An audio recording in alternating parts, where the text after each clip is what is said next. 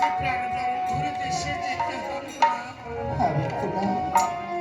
দেশে যেতে গেলে তোমার চোখের জলে আমার পথ পিছল হবে আমি কখনো ভাবিনি যে তুমি আমার ঘরের সতী রূপে জন্ম নিয়েছো, কিন্তু আমি যতবার নারী কুলে জন্ম নেই না কেন আমি যেন তোমার মতো সতী কন্যার জননী হতে পারি। আমিও যতবার ভাবে আসি না কেন আমার যেন তোর গর্বে আমার জন্ম হয়। আমি মাতৃরূপে যেন তোকে পাই, আমাকে বিদায় দাও, এবার প্রাণ বন্ধুর দেশে যাও। আমাকে একখানা ঘর করে দে।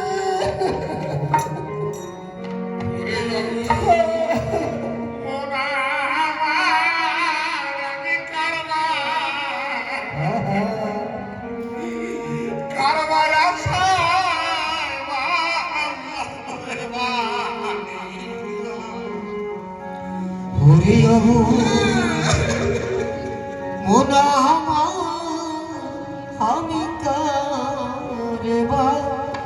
আশা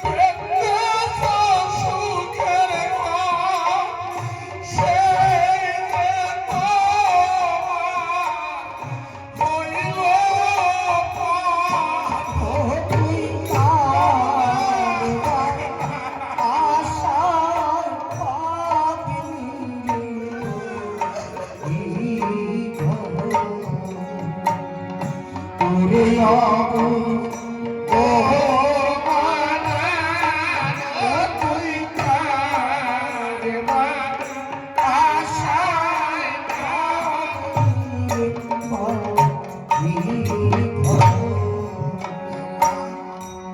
আমাকে বিদায় কর মা। আমার যে জীবন বেলা অসভ্য চলে তোমার যে জীবন মেলা ডুবে গেছে, এবার আমি তোমাকে বিদায় দিলাম। আমি তোমাকে মায়াডোর থেকে কেটে দিলাম। মাসি, তোমরা আমার মাকে একটু দেখো। আমার মা আমাকে বিদায় দিয়ে তোমাদের দাঁড়ে দাঁড়ে পাগলের মতন কেঁদে বেড়াবে মাগের মাসি। এই কোলের সন্তান যিনি মায় বানা দিয়েছে সেই ভাবিবে এই সন্তান হারানো ব্যথা, এই ব্যথা আর কেউ বোঝে না। নগরবাসী, তোমরা আমার মাকে একটু বুঝাইয়ে রেখো। আমার মা কাঁদবে না। গোবিন্দ আমার আমি চলে যা সারা চরম গোবিন্দ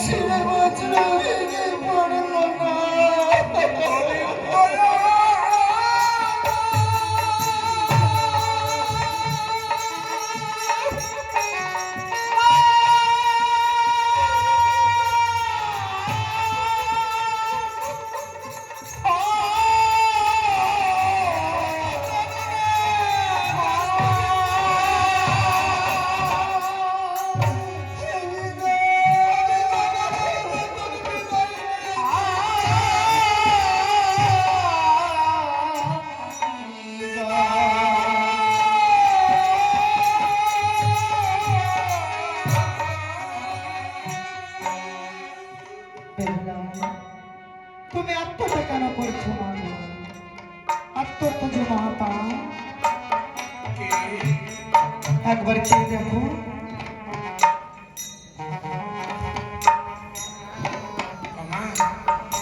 কি দেখতে এসেছিস? দেখ মা, হাজার মন্দিরের গোবিন্দ ধুলাই করে করে যাচ্ছে।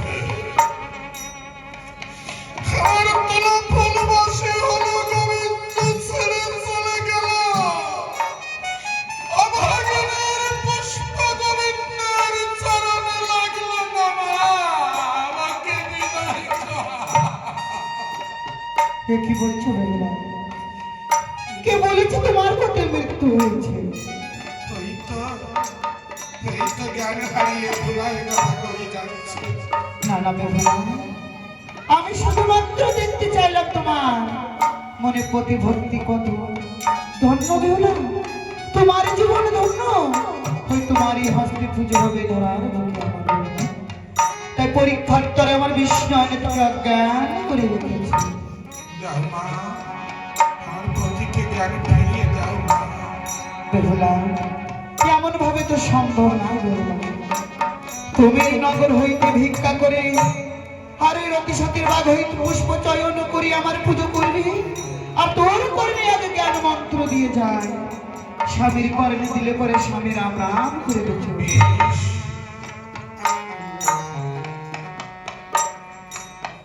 তবে বেহুলা, যাওয়ার বেলা একটি কথা শুনে নাও।